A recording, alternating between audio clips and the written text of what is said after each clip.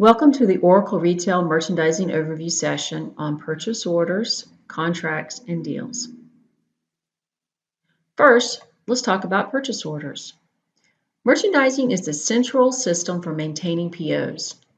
POs are created from suppliers to serve a number of purposes, include replenishing stores and warehouses, and fulfilling franchise or end consumer orders.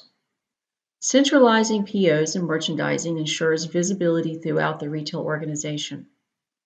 POs get created in merchandising in many different ways, depending on their purpose. This includes manually creating POs, those created automatically by replenishment or contracts, and those updated from external sources. Externally created POs can be sent to merchandising from many different sources, but some of the primary sources are from suppliers, especially if a retailer has a portion of their inventory being managed by the supplier. From an assortment planning or category management application, where buy plans for items are often used to create purchase orders. From a store, where an order may be generated by a supplier restocking shelves in a store and presenting the store manager with an invoice, which is sometimes referred to as a direct store delivery. From another Oracle retail application such as allocation or AIP, from a franchise customer, or from a customer order management application in support of a drop shipment customer order, where the vendor will be delivering the merchandising directly to the customer. In this overview, we will focus primarily on manual order creation to discuss key ordering concepts in merchandising. When creating a purchase order, the first step is to create the PO header. Key attributes of the order header are listed in this slide. Only one supplier exists per purchase order and controls which items can be added to the order. When the supplier is chosen, several other attributes are defaulted onto the PO, including payment terms, payment method, order currency, and address. Not before, not after dates are used to communicate to the supplier the delivery window for the order. The delivery should occur after the not before date and before the not after date. The open to buy date represents the open to buy or OTB period for which the order will be credited. Department can be designated at the header level if the PO will consist of items from only one department. This may be made mandatory based on the setting of a system level parameter. The import order indicator shows whether the order should be considered for an import order. This will control whether RTM functionality will be invoked for the PO. See the RTM lesson for more information on import POs. The include on order flag determines whether this PO will be considered part of an on order quantity for replenishment purposes. This defaults to yes, but if the order is being placed for a special promotion, for example, a retailer may wish to exclude it from this calculation. Invoice location is set on an order. It's used as an alternative billing location for the order. This may be used on POs where an importer location is used to virtually cross-dock a PO, or an order for a franchise store location to represent the company location used for billing by the supplier. Once the header for the PO has been created, the next step is to add items and locations. In merchandising, this is done by first selecting an item and then distributing to locations. There is no limit to the number of items and locations that can be included on a PO. Any orderable item can be added to a PO, including simple packs, vendor packs, and buyer packs. Items can be added to an order using an item list or by adding an individual item. Individual items can be added at any level above, at, or below the transaction level. For those added above transaction level, such as style, further distribution is required using divs to get to the transaction level prior to adding the item to the order.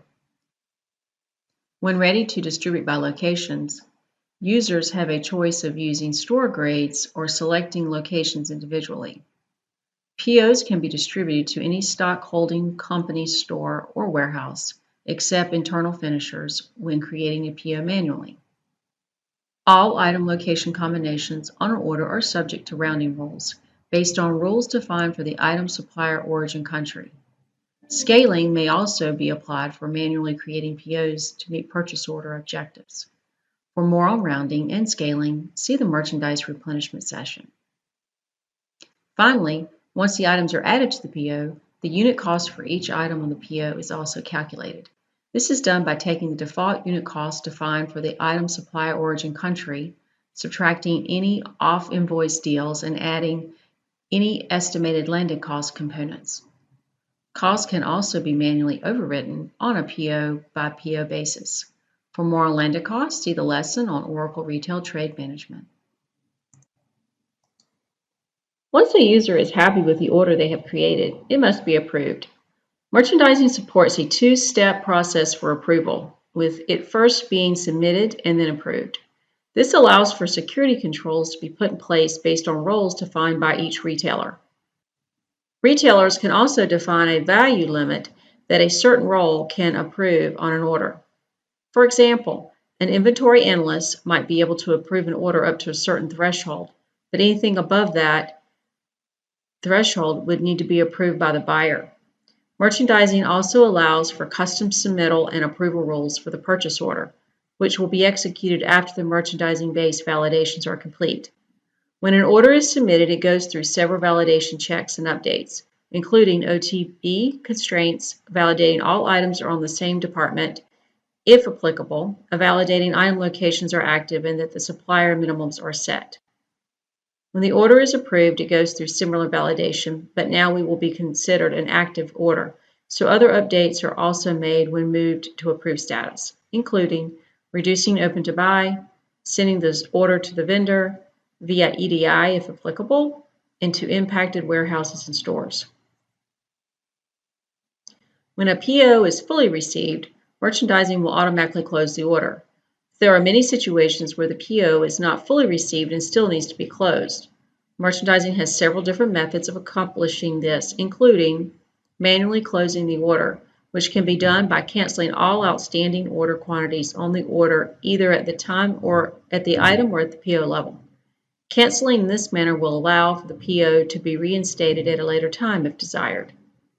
Orders can also be auto-closed if the order based on a system-level criteria and elapsing of a certain amount of time. Auto-closing will also close any allocations associated with this PO. This is possible for the following types of orders. Approved orders, if there are no accepted receipts. Partially received POs if all previous receipts for the order have been closed and no expected receipts exist. And POs in worksheet or submitted status will be closed after a certain amount of time if the order was not created via replenishment and has not been approved. Next, we'll cover contracts. A contract in merchandising terminology is a binding agreement with the supplier to purchase a volume of items at a particular cost over time. Merchandising provides a framework for the retailers to draw down from the contract by generating replenishment and/or manual orders according to the contract details. Using contracts helps retailers to improve their supplier relationships, as suppliers are better able to plan their production in advance. It also helps the retailer in providing consistent cost and timings for orders, reducing risk. Like POs, contracts can be sent to the vendor via EDI or manually. However, unlike PO, contracts are required to be created by department. There are 3 different features on a contract that make up this type of contract, supported by merchandising. These features are plan, availability, and open-close contracts. Plan is defined as item quantities and dates when goods should be ready to ship to locations. No plan means dates do not have to be specified in the contract. Availability determines whether the amount ordered will be constrained by declared supplier availability. If so, then when an order is written, the amount available will be reduced by the amount ordered. If a contract is no available contract, the retailer assumes the goods will be available. Open-closed. Open contracts are flexible agreements where end dates may be changed without unapproving. When the contract moves to review status, when the end is reached, it prevents orders from being written until the end date is changed. By contrast, closed contracts are fairly inflexible and must be unapproved and reapproved before the end date can change. Also, if the end date passes, the contract must be renegotiated.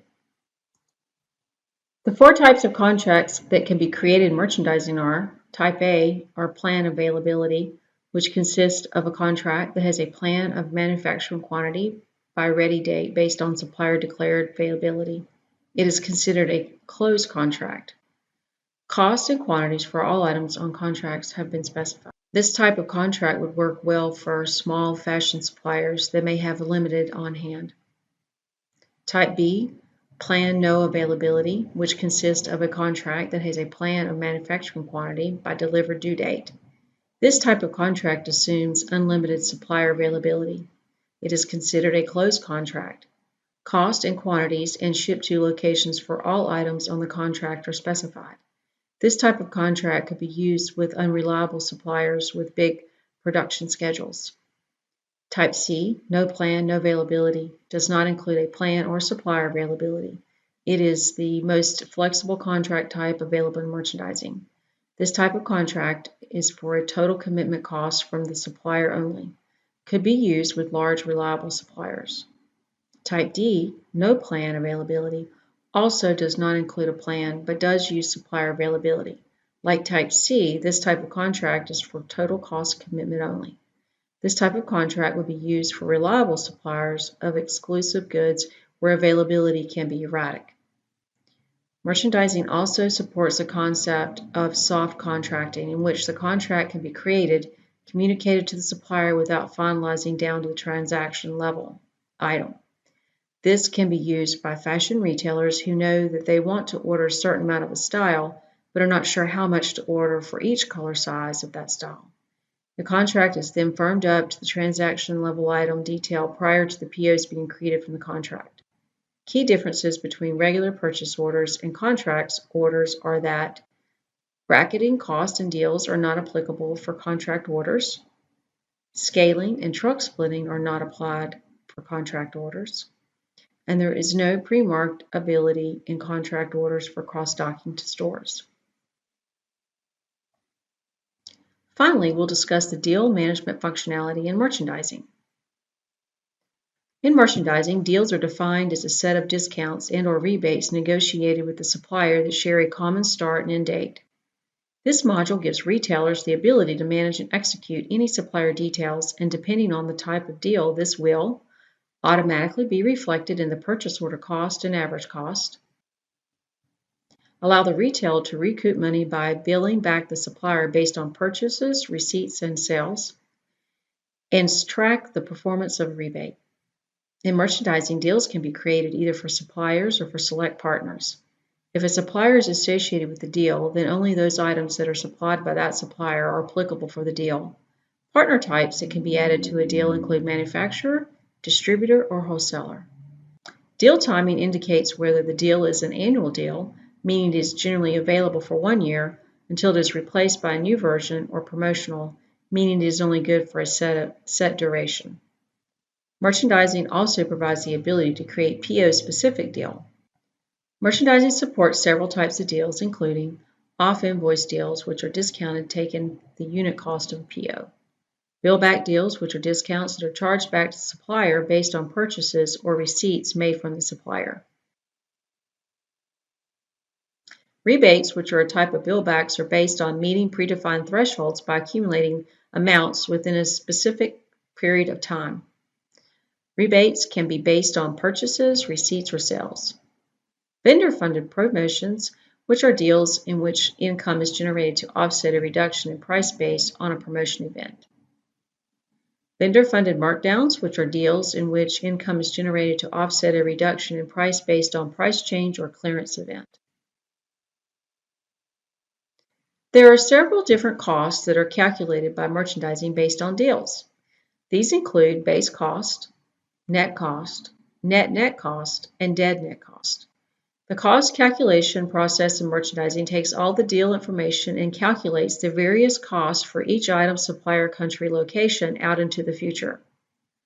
Base cost is the unit cost where the item location is defined for the primary supplier at the item, supplier, country, location level.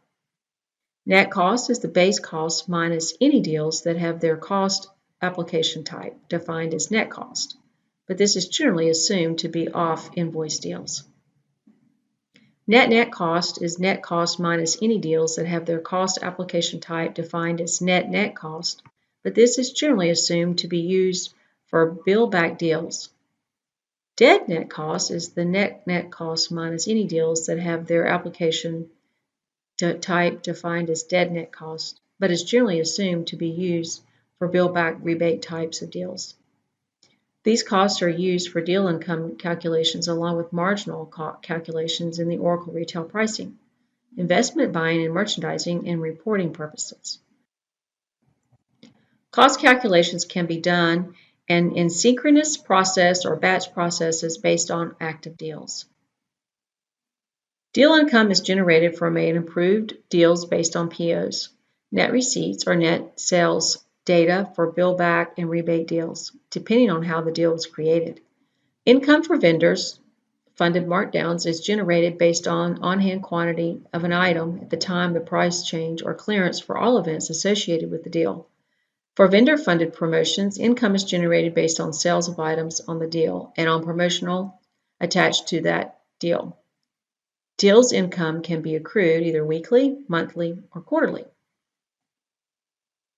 Once income is accrued from the deal, it is posted to the general ledger directly. It can also be optionally posted at the transaction to the stock ledger as a memo transaction. If the deal was set up to the invoice automatically, then when the next invoice date occurs, chargeback information is generated for the deal. The detailed deal information, including items, locations, currencies, turnover quantity, and amount of income, will be posted to the invoice matching for proof to the supplier. The vendor for which the invoice will be generated will be based on the billing vendor on the deal, which may or may not be the vendor associated with the deal. For example, a deal may be created for the Sony TV vendor, but the billing vendor is Sony parent vendor. Lastly, merchandising also has concept of fixed deals. Fixed deals are when a retailer receives a payment from a supplier or partner in return for such things as mentioning their products in promotions or displaying the product on prime shelf space in the store. Another example of how fixed deals could be used is for renting out space to the supplier in the store or displaying some of the supplier's advertising in the store. Fixed deals are set up in merchandising separate from other deals mentioned in this lesson, but are also linked with invoice matching for invoicing. This concludes our session on Oracle Retail Merchandising Overview for purchase order, contracts, and deals.